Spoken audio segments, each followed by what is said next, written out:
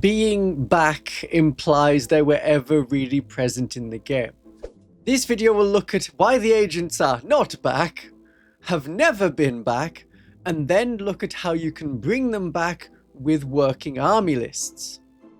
Imperial Agents did not have a good launch into 11th edition. All of the pre-existing problems were still present. There were no new detachments given at the start of 11th edition, just the same 5 we had at the end of 10th edition, and all of the detachments were 3 detachment points, meaning that you couldn't play them in 1000 point games. And also, whereas other people had the option to combine various detachments, we couldn't. There was a lot of other stuff that's not good as well. Then in the July patch things changed a little bit. Some stuff was given, possibly after a very big online campaign where Games Workshop's FAQ was filled with questions like, are you deleting Imperial Agents? Why aren't you helping Imperial Agents? What's going on with Imperial Agents? I need you to talk about Imperial Agents. I need you to help Imperial Agents. And their response was, well, we're not going to delete them. And pressure has kept mounting for Games Workshop to do something for them, just to bring them in line with the other factions. And that has almost started to happen. Every disposition is now available to the Imperial Agents. 5 detachments, 5 dispositions, we can do all of them, whereas previously Taken Hold was not possible. Now there is a detachment that is Taken Hold. The mainly used detachment of Imperialis Fleet is no longer Disruption anymore. That was a very hard disposition for us to run. Even though we had a lot of units to complete a lot of actions, it is recognized as the worst disposition, and that continues to be shown out in the stats. Reconnaissance works much better for it. A smaller number of actions to do, and primary missions that focus on controlling objectives and being in various table quarters. The Veiled Blade Elimination Force has had its enhancements, which I'm going to call enhancements even though they're officially not enhancements. They are enforced upgrades. Those are cheaper. They were absurdly high costed previously, now they are perfectly finely costed. Unfortunately, you have to take these extremist abilities, you can't choose not to. The points were not updated in the 40k app, but as of Tuesday, it has been! Update your app, ring the bell, update your app, update your app.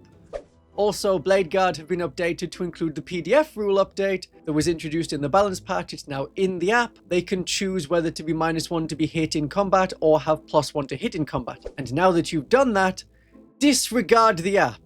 Warpedia has been updated for 11th edition. This is what most people are going to take as the source of rules. It's easier to read even on a phone.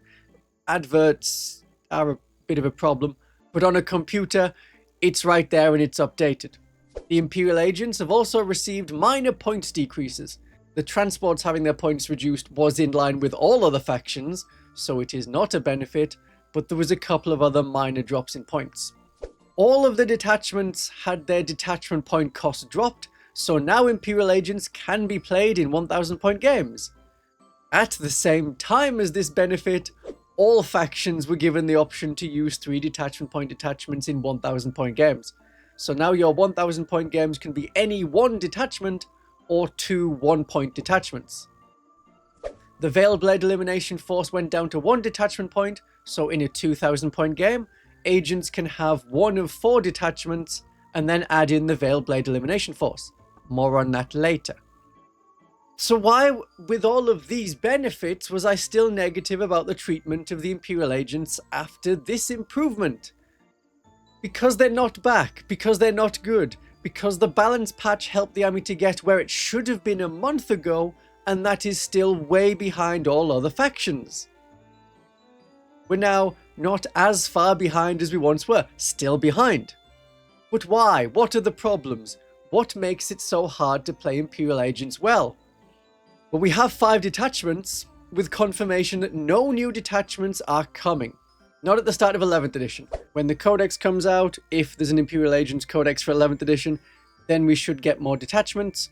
Or if there was some big game-wide increase in the number of detachments, like a Grotmus, then the agents would be included. It's a very limited choice, and if you want to play one particular disposition and you don't have a friend who's going to say, yeah, do whatever disposition you want, I'm sick of playing the same 2 missions, your choices are very limited. The Imperial Agents have no army rule when played as their own army. Their only army rule is to ally into other Imperial factions. This of course does nothing if you're playing all Imperial Agents as one army. And in the balance patch, which did such great things for the army, some elements are worse. The Calidus's gun lost precision. I mean, it still has precision, but there's now a rule saying torrent weapons cannot use precision as a rule. So that can't work as a gun. It's like having ignore cover and torrent. One of those rules is redundant and not really doing anything, except this used to do something.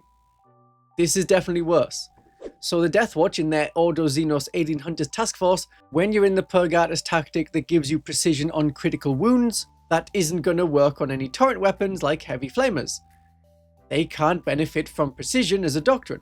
The Witch Hunters detachment has Ignis Judicium for an Inquisitor or Priest, but you won't get precision on their Psychic Shockwave or Flamer. The easiest way to see how Imperial Agents are compared to other factions is to compare playing Deathwatch as Space Marines against Deathwatch in Imperial Agents. The Deathwatch Space Marines get dozens of detachment options that can work however you want to play. You are not limited to Black Spear Task Force. Imperial Agents have 5 detachments, 2 of which give a bonus to the Deathwatch. The Ordo Xenos Task Force and the Imperialis Fleet. The other detachments don't really do anything for them. The Ordo Xenos Task Force is 2 detachment points compared to the 3 detachment points of the Deathwatch Black Spear Task Force. An advantage, sure, but not one that may mean anything. In a 2,000 point game, there is always the option of the Veiled Blade Elimination Force as well, because that is only 1 detachment point. Other factions have a choice of 3 or more. This is the Agent's only 1 detachment point detachment. You may not want to take it because it comes with the drawback that your assassins have to become more expensive. Those enhancements, which are cheaper, are enforced. If you use a Calidus assassin, you will pass over the Veiled Blade. They are unnecessarily more expensive in the Veiled Blade. You get another disposition option, but it is disruption. The Agents have a lot of units to complete actions, but disruption is the worst disposition. In general, it is trying to copy the enemy's mission, to do what the opponent's tailored list is meant to do that and more and better. Do take and hold better than take and hold and perform actions. The worst case is disruption versus priority assets. You both have the same mission, the same action to complete, but only the priority assets player gets victory points for completing the action. It's a worse matchup, and the data supports that. It's part of why priority assets is doing so well in win rates compared to other dispositions. They are hammering disruption. In the unit choices that Deathwatch have compared to Deathwatch, the Space Marines have better versions than their Agents counterpart. This includes in Legends. The Space Marine Spectre's kill team is better than the Agent Spectre's kill team. Both have access to Kill Team Cassius. Only the Agents can have the Proteus kill team, but the Space Marines have the Talon Strike kill team. And as I say, better versions of the others. Like their weapons are better. They have lethal hits. They have more weapon options. The Fortis kill team can have flamers and indirect fire missiles, and their Astartes chainswords hit on a 3+, whereas the Agents are still hitting on a 4+. Outside of Legends, compare the Decimus kill team to the Aquila kill team. The Decimus kill team has a better heavy bolter, it's damage 3. The Aquila kill team, whose rules were released at exactly the same time, has a damage 2 heavy bolter. Even if you compare the near identical Deathwatch veterans to the Deathwatch kill team. Weapon options are the same, stats are the same, but the Space Marine version has an army rule, Oath of Moment, so if we're not fighting aliens, they can still have full rerolls to hit. There are more characters that can join them. A Watchmaster and Captain Artemis, but also all of the other Space Marine characters, a Librarian, a Lieutenant, an Apothecary, a Watch Captain, Generic Captain, and far more detachments to pick from. Do you want the Gladius Task Force? Do you want the Bastion Task Force so that the veterans are always advancing and shooting and charging? These are the basic things that means there's a lot more going for them outside of Agents. Oh, there's a tip for kill teams of any kind, with casualties and unit coherency. Have models that have the same profile stand together. like in a Decimus or Aquila kill team, have all of the models with the shield standing next to each other, have all of the Gravis models standing next to each other. This is because they're part of the same allocation group and will continue to be the recipient of failed saves. So in an Aquila kill team, have the two guys with shields together, the two Gravis Marines stand together, and then the characters near to the models that you will take the saves on last. I lost a Watchmaster to unit coherency because I took saves on a regular Marine profile, and after casualties, there was a 4-inch gap between him and the remaining models of the squad. So either I lost the rest of the squad, or the character. I'm struggling to think of a reason why you would play the Alien Hunters detachment with Deathwatch, instead of the Black Spear Task Force with Deathwatch. Both of them are now Purge the Foe dispositions. With the rule change, both are available at 1000 points, so the idea that only one is available is a non-starter.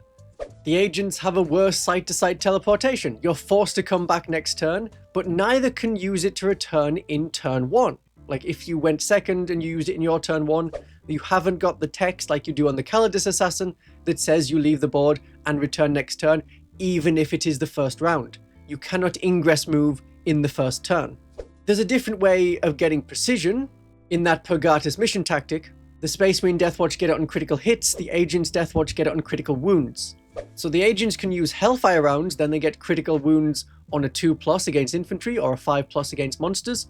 But the Space Marines can use their full rerolls to hit to fish for more 6s. Whether through Oath of Moment or through being Deathwatch veterans or the Decimus kill team. The Agents can add on the Veiled Blade in Strikeforce games. Is that enough to offset all the other benefits the Black Spear Task Force would get? No, because the stratagems are not that good, and if you want assassins, the Space Marines can take 2, only missing the enforced enhancements. I like the Caluxus Assassin. They're very good in the current meta, which has a lot of psychic characters and psychic units. Thousand Sons are popular, Grey Knights are popular, having a Librarius Conclave, so a lot of units have Librarians, making them psychic units. That's popular. I know I'm in the minority, but I prefer the Caluxus to the Calidus Assassin. Dropping just over 6 inches away to score points. On the size of the objectives, you can be on the objective that the enemy's on. Throw explosives and psych out characters. They're the only law-competent assassin when the 4 of them go out. Kill a sorcerer of Abaddon's at the Cadian Gate. The Eversaw dies to cultists. The others fail. The Caluxus does it. All 4 sent out to kill Tau leaders. You know, that famously not psychic race that's not very vulnerable to anti-psychic stuff. The only one that achieved their mission was the Caluxus assassin that killed Aunvar. Maybe the advantage that you get as agents is if you're in the Imperialis Fleet, there is the clandestine operation enhancement that lets your units infiltrate. You could do this with subductors as blocking units that fight on death, or you can use it on your Deathwatch units to get them further up the battlefield, and then move and shoot and charge in the first turn. With a Watchmaster you can advance and shoot and charge. I like that on an Aquila kill team. Clear away the enemy screens, hit the enemy that's behind. But Sternguard are an option for the Space Marine versions. I've tried Librarius Conclave with its nerfed Fusillade and 10 Sternguard with Oath of Moment. There is no +1 to wound because this is Deathwatch, but rerolling all hit rolls and all wound rolls with the Sternguard's ability, getting lethal hits and sustained hits and an extra AP because of the psychic discipline we're in. I did 18 wounds to a monster with a 3+ save, a 5+ invulnerable save, and was only wounded on 6s. That is a low result. But the sustained hits, optional lethal hits, and rerolling wounds when you have devastating wounds on a 6+ still wrecks things. A minor change does not mean it is so over any more than a minor improvement in agents means they are so back. As a reminder, the Sternguard Mega Kill Squad is 295 points. The Imperial Agents have nothing like that as an option. So why would I play Imperial Agents with Deathwatch as a key component when I can play Adeptus Astartes Deathwatch and have some Imperial Agent units if I want really cheap bodies that are objective control 2 and can hold objectives? What do the agents have as options? Well, say you ignore the Deathwatch, other than as small support squads. What is an Imperial Agents army? It is a miserable pile of secrets. It is lots of toughness 3 infantry. Lots of options for the same role, but major elements of an army are lacking. Do you want to hold an objective with Objective 2 infantry? Will you use Navy Breaches, Battle Sisters, a Vigilant squad? Do you want a small squad to wait on an objective and complete actions? There's Voidsmen at Arms, or there's Inquisitorial Agents. You are playing Imperial Guard without the Orders, and without the tanks, and without the Ogrons. You could say the Deathwatch are like Ogrons, but they're not. Other factions have specialities. Death Guard are heavy infantry, Eldar are very fast. But those other factions can play into different styles. The Death Guard can use Poxwalker hordes and focus on artillery. The Eldar have detachments that support slow heavy infantry Wraith Guard. They can have lots of Guardians. They can have their transport supported and more, all while staying very maneuverable. Regardless of detachment, agents will have a lot of infantry, and any punch is delivered by Deathwatch Hammer. There are no big tanks, no heavy monsters. The toughest unit is toughness 10, and that is an Immolator or the Corvus Blackstar. To get something bigger, we need to call in Titans or Knights, which all other Imperial and Chaos forces can match. The Imperial Agents army rule is a drawback. If we have anything good, all Imperial factions have access to it. If agents have a unit like Grey Knight Terminators, the Grey Knights have more and better and a variety of rule support for their Terminator units. Other factions get looked at by Games Workshop with an eye to range expansion. They look at an army and add to it to make it more versatile. The Votan, they have basic infantry, a few character choices, they have transports and heavy tanks and bikes. That was their first release, but they lacked infiltrators, so that was what they got. Even World Eaters that are a dedicated melee army have good shooting from the Forge Fiend, the Defiler, and Land Raider. Agents work differently. Their range expansions have no semblance of planning. If there's an aspect of the lore that doesn't have models, and they don't match any other faction, they're given to the Imperial Agents. Like the Imperial Navy, like the Rogue Traders, like the Exaction Squad. They're given models in the game Kill Team, and then given rules in 40k. Thinking of the detachments, one of them is a good detachment, the Imperialis Fleet. One is a variant of the Black Spear Task Force and is okay. The other three are bad. Among the 5 worst detachments in the game. You can hear why in that video linked up there. Imperial Agents are getting some help from Games Workshop. We got noticed that we needed help by lots of people sending them emails and screaming, "Help the Imperial Agents." Everyone knows at least one Imperial Agents player. If you think you don't, you know me. Please keep up the pressure, don't let up. We need more detachments. Even if you went the Dark Eldar route of here's some more detachments, like mini versions of other things, a mini Hereticus Police detachment, a mini Ordo Xenos Corvus Blackstar detachment and Rhino detachment, like a transport detachment, but focusing on the Ordo Xenos, a mini Malleus Inquisitorial Acolyte or General Inquisitor detachment, a mini Fleet detachment that's all about the Voidsmen. And if these could be combined with their parent detachment, then we could make some good units and have a good working army. You could make up your own detachments to use, or use already existing Games Workshop rules. As a detachment rule for a detachment focusing on battle line units, how about the boarding actions army rule? Any battle line unit can apply sticky objectives as an action in the shooting phase. It completes instantly and then they can move d6 inches. They still can't shoot or charge. That's a good use of small Deathwatch squads, or Navy breaches that have cleared an area. The Sisters of Battle are not battle line for agents, but still useful as they have objectives secured in the command phase and can move, shoot and charge around. It's easy to add as an army rule or detachment rule. Another detachment rule could be taking the Inquisitor's Hand Combat Patrol detachment rule. You get an Oath of Moment style ability, like in the Imperialis Fleet. Pick an enemy unit, your units have ignore cover, lethal hits and precision. Those are the abilities that agent shooting needs, and precision is thematic for an army with a lot of focus on taking out enemy leaders. Killing the war boss to stop the war, kill the witch leading the uprising, banish the demon heralds as a priority. Ignore their scoring. Each combat patrol has a unique way of scoring victory points, but that only comes up in the app if you start a game of combat patrol in the war journal. Otherwise you can't see it.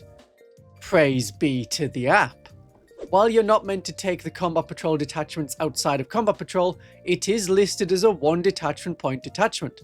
Would you want that detachment rule and its 3 stratagems to add to your army over the Veiled Blade? Even if you're playing 2000 points and the Veiled Blade is an optional add-on, do you want it? The Calidus Assassin has to pay 15 points for an ability I'm not going to use. Thankfully, it's no longer 40 points extra to have an assassin in this detachment.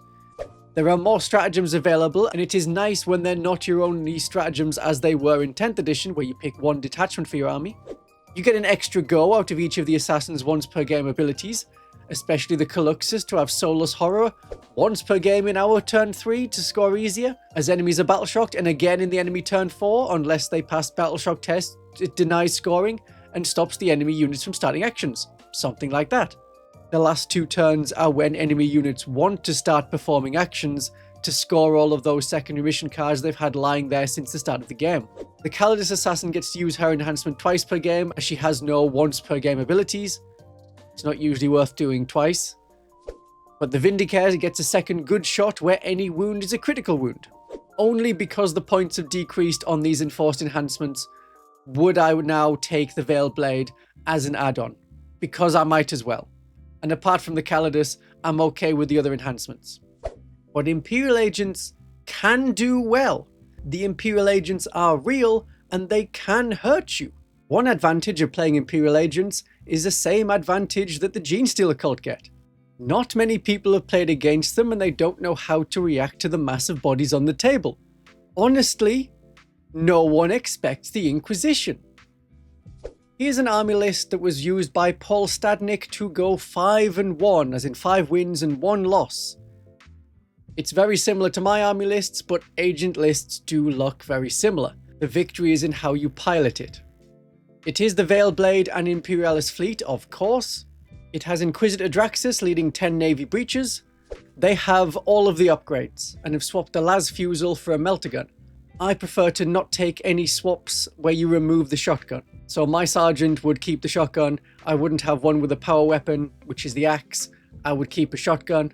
Have a demolition charge because you don't lose the shotgun, but I also don't take the chain fist, which is 1 attack hitting on a 5. But I do take the melter gun. Their plasma gun is a worse plasma gun compared to everyone else. A Watchmaster with clandestine operation, that's the important enhancement that lets 3 units infiltrate at the start of the game. They are leading an Aquila kill team with 10 models. The Aquila kill team is kitted out the same as I have Aquila kill teams, and I think it's the same as I recommended equipping your Aquila kill teams. 2 models have the Stalker bolt rifle, so that's 2 lots of 2 shots that are precision at damage 2, always. Whereas if you take the Plasma Incinerator, that's damage 1 unless you overcharge it, then it's damage 2. 2 models have power weapons and shields. When you're getting attacked, you may take the hits on the Gravis models as they have 3 wounds each, but the shields allow you to take a las cannon hit, that might be saved by the shield, and it's a very good sword. 4 attacks, sustained hits, damage 2. Now you have 2 extra of them, along with the sergeant who has a power weapon and a plasma pistol. Instead of the shields, you could have Deathwatch Thunder Hammers, but if you want hammers, use Deathwatch Veterans, they can take more hammers. And they're exactly the same profile in the Aquila kill team as the veteran kill team, generic Deathwatch kill team. I'm calling them veterans because saying Deathwatch kill team, when every Deathwatch kill team is a Deathwatch kill team is veterans. 2 marksman carbines instead of any models with the knife. These units will be doing both shooting and fighting, and I think the lethal hit gun is better. There has to be a marine with a Xenophase blade and special pistol, and the Gravis Marines have the frag cannon. That could be 4 D3 shots if you're within 9 inches of the enemy, with lethal hits and blast at damage 2. It's a good gun. The Aquila kill team has a lot going for it. There are 2 10-man veteran / Deathwatch kill team teams, each led by a Watchmaster. Now these are equipped with 4 Thunder Hammers per squad, 2 frag cannons per squad, 2 Infernus heavy bolters per squad, the sergeant has a Xenophase blade, and the one other man has the Black Shield blades, which are essentially lightning claws. No shields. It is more common with Deathwatch veterans, or their agent equivalent, to take 4 Thunder Hammers, 4 shields, and then 2 heavy weapons, usually frag cannons. The problem with shields, and the way it works with allocation groups, is we can no longer bounce a couple of shots, then switch to another group partway through. If it's a different weapon shooting, you do get to re-pick your allocation group. So if there was an attack that's AP -3, damage 2, you can put it on men with shields. If you're then hit by something that's AP 0, damage 1, you could put it on the men without shields. But if someone was injured, you keep assigning to that group. So if they were hit by the AP 0, damage 1 hits and you didn't take it on the shields, and a man without a shield was injured, their allocation group then has to be at the front when they get hit by the high AP damage 2 attacks. And if there's lots of attacks that are high AP and high damage, and you're putting it on the models with shields, you assign save rolls lowest to highest. So 6 damage 2 hits at AP -3 with an average distribution, as in a 1, a 2, a 3, a 4, a 5, and a 6, will kill 3 shield men and then stop, if you have a 4th man with a shield. If you only have 2 shields, you would lose both shields and then 3 other guys. So you've got to have lots of shields or it's not really worth it. If there's no shields, you can take a hit on any model in the unit as the profile is the same, which helps keep your unit in coherency much easier. Your allocation groups are not based on what weapons the models have, it depends on their profile, and an invulnerable save is a change to the profile. The Gravis Marines have 3 wounds and a different toughness, they are a different profile. There's a cool Caluxus Assassin, and they have to be upgraded because the Veilblade Elimination Force is in play. Good anti-psyker unit, drop them in 6 inches away, that can be on an objective the enemy is on. Those are big areas. Use the explosive stratagem for an average of 4 mortal wounds. If you can, Soulless Horror in the coming command phase. Every enemy unit in 9 inches takes a battle shock test at -1 or -2 if they are a psyker. That can be done before the enemy scores as they try to unbattle shock, and it can be in your command phase to battle shock the enemy and score objectives. You can do it twice per game in the Veiled Blade. There are 2 5-man Aquila kill teams, and I agree with this list that if you're going to have a small unit, an Aquila kill team is better than a veteran kill team. The power swords are better. You get a Gravis Marine with a bonus wound. They have very limited choices to their weapons, but think of like the veteran kill teams anyway. You have a lot of choice of weapons, but people are not taking the shotgun or the sniper in that unit. They are not good compared to the heavier weapons. It's more the illusion of choice with those units. Whereas the Aquila kill team, you don't really have much choice, but their basic profiles are better. There are 2 units of Sanctifiers. They could go in the 2 Rhinos. They have scouts so they can move the Rhinos forward before they get out and flame units in the middle of the board, enemy infiltrators and the like, and the Deathwatch kill teams can then get inside.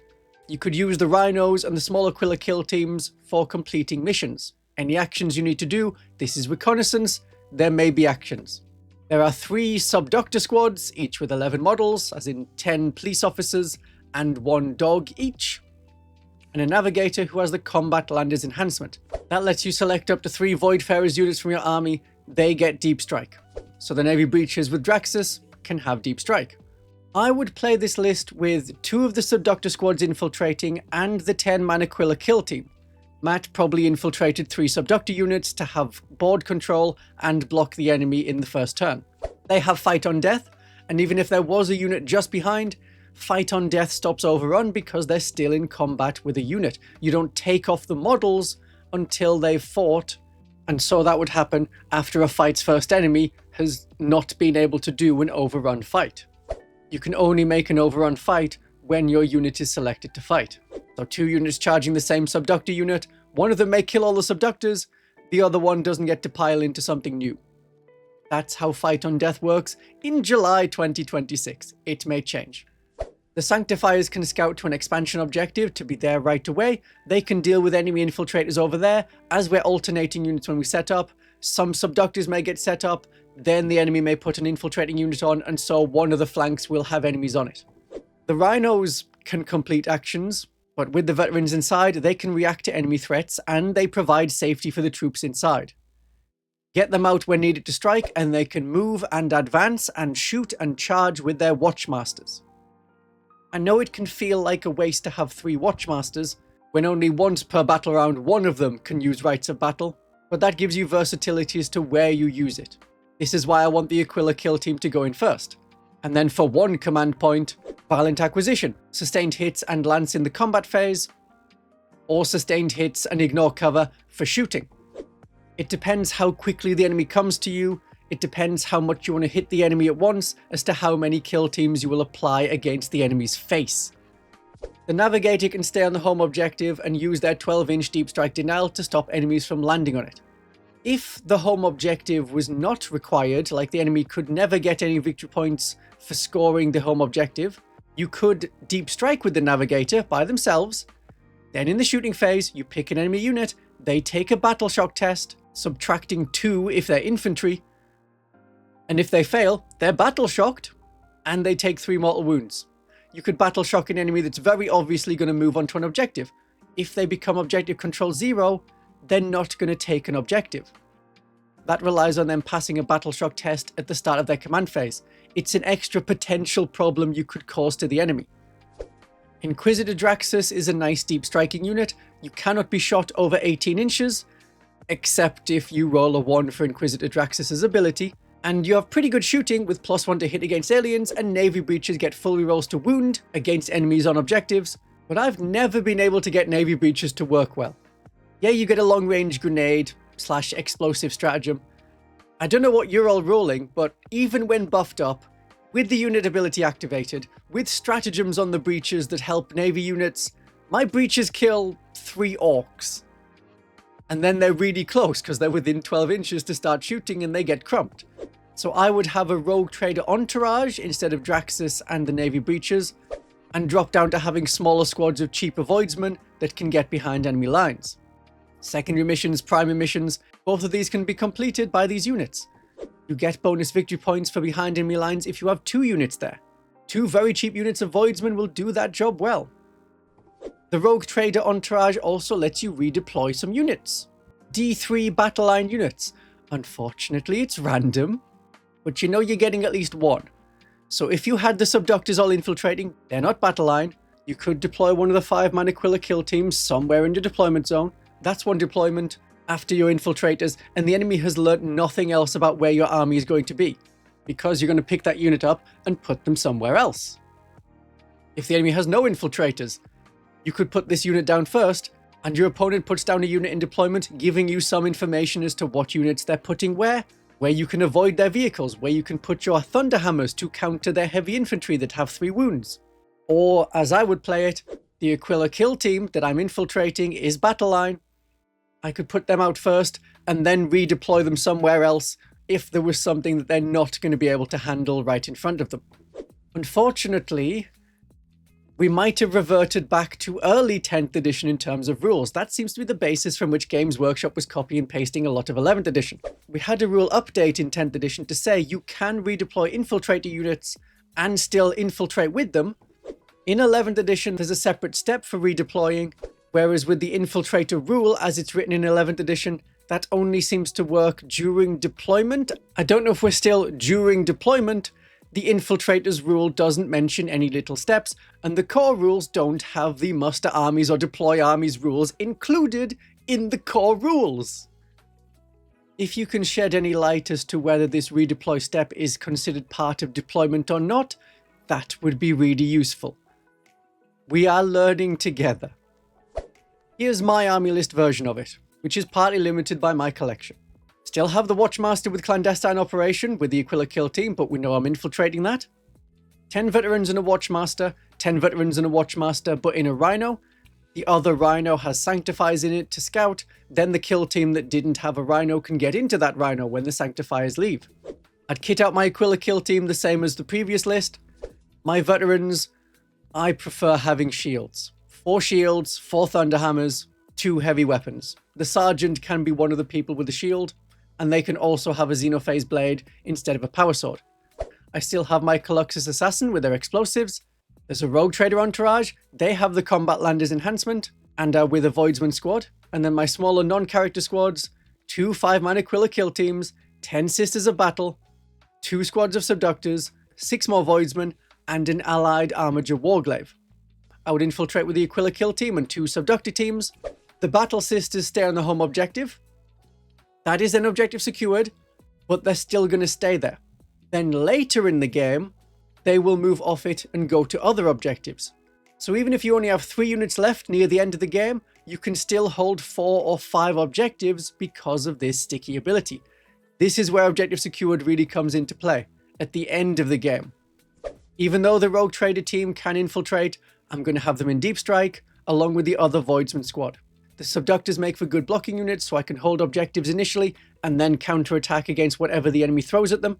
If you need to hold the central objective, the Imperialis Fleet is really useful. The detachment rule lets you pick an objective. All your units on there have 1 extra leadership, a 5+ invulnerable save, and importantly an extra objective control. The Subductors are now objective control 2. The Deathwatch teams that go in support are objective control 3. You can control the center. If you're in a reconnaissance mirror match, this is valuable. The center is important. And the Armiger Warglaive is there to deal with potentially heavier threats with its melter weapon and its chainblade. It also acts as a nice distraction for the enemy. So are agents back? In the narrow confines of this sort of list, yeah, maybe. You have to be a good player and have a list you are very confident with. Sorry, this is not a beginner's win with army unless you're playing other beginners. But it is a really cool diverse army where you don't really paint the same unit twice, and you can have a range of paint schemes across your army. They're a fun army. They're just very difficult to play and still need more help from Games Workshop's main rules, like an army rule. Then I think agents will be so back that they're valid. Check out what Games Workshop did provide in the most recent balance patch, which is explained in this video. Whether we get more help or not, have a great day of 40k.